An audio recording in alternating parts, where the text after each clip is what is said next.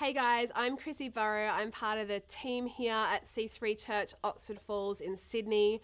I'm going to chat to you today about playing keys and partnering with a minister. So partnering with a senior minister or partnering with a meeting leader on stage, because the keys really carry it in those moments. And so I think it's really important to really know and feel confident in what you're being asked to do and just our C3 DNA. So I've got a few key points today that I wanted to go through just really quickly about just the best kind of practice, I guess, things that I've learned for years playing behind speakers.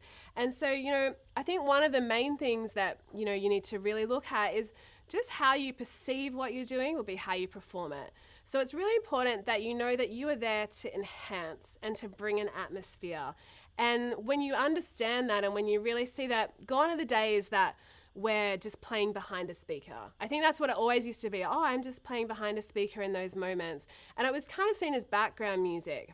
But I think now it's definitely changed to that you're actually partnering with a minister to see ministry take place. And so I always kind of think that you can help or you can hinder a minister.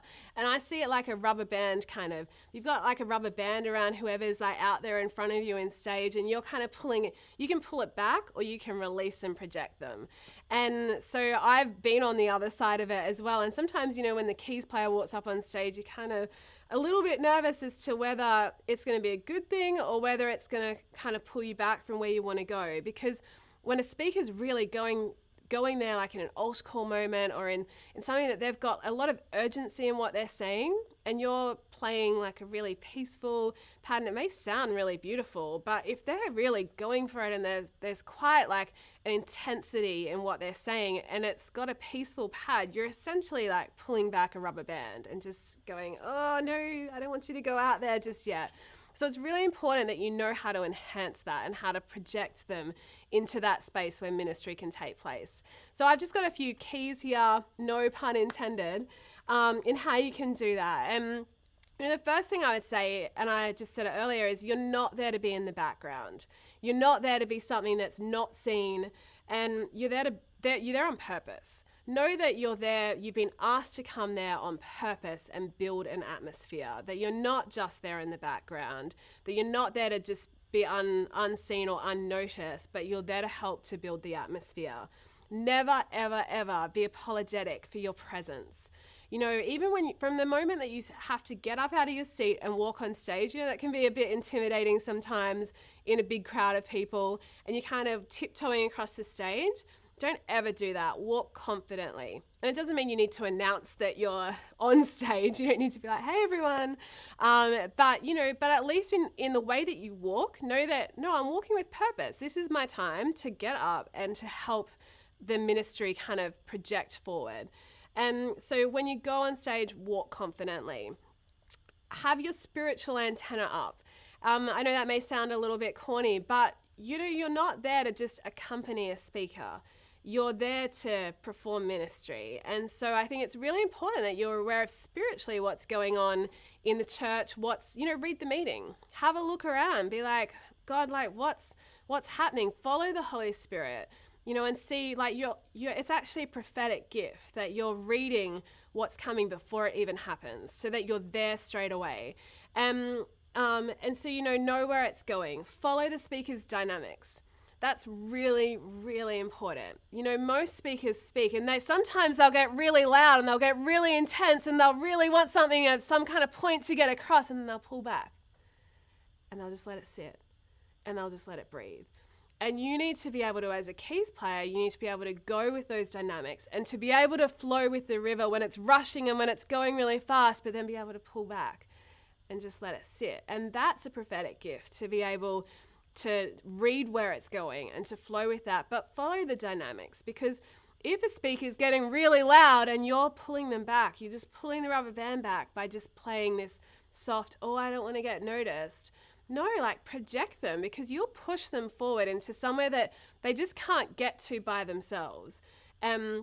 Your playing behind them is either going to push them or pull them.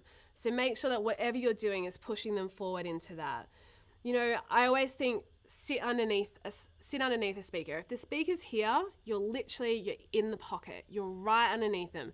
That you're not distracting by going over the top of them, but you're sitting right underneath where they are. And that's a real gift that you need to work on as a keys player. Practice doing it. Sometimes I've put on preachers messages, just podcasts, and just played along to it, because that's a great way to practice and to get good at it. If you're not doing it every Sunday, is just put on a podcast and start playing along to it and play along to the dynamics. Practice reading where they're going, practice being able to pull it back a little bit if you need to, because it's something that you need to be able to switch on and switch off really quickly.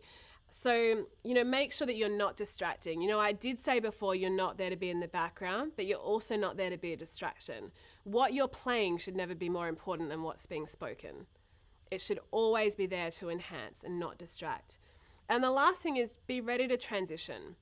That's really important, because the whole service from start to finish should just be this nice, constant flow. And obviously it's going to have peaks and troughs and all of that goes into it. But it's really important that you see the service as a whole, and that it's not kind of little segments that you're stalling and you're starting the car again. And it should just be this seamless transition. So if you're getting up to do an altar call at the end of the service and you're having, the band's coming up to join you, there shouldn't be this awkward, oh, now the band's got to join in, what do we do? It should be this seamless transition. So think ahead. Think it through. Think, when are the band coming up? What do I have to do to make sure that it's a seamless transition right through to the end of the service? So just be aware of that, be ready to transition so that we have the greatest service experience that we could possibly have. So there's just a few key tips. If you keep watching, we're going to go through some chord transitions and different things that can help you practically. But yeah, we'll see you next time.